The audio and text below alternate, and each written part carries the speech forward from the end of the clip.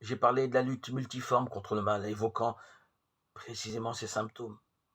Une analyse plus serrée nous montre que la lutte contre les causes de mal, explicitée plus haut dans les précédents audios, est, elle, plus délicate à mener.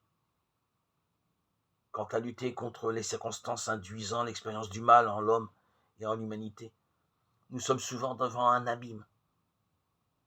Prenons un exemple si douloureusement actuel, le sida. Aujourd'hui, il est une forme majeure de mal auquel des centaines de milliers de spécialistes ont déclaré la guerre.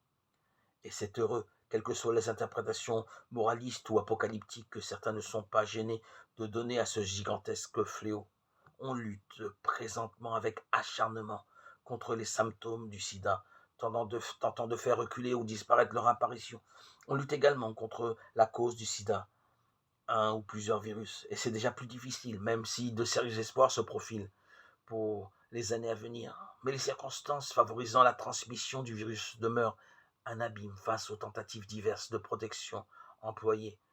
Ces circonstances comportent au moins une part de mal, et ceci ne se veut nullement un jugement moral.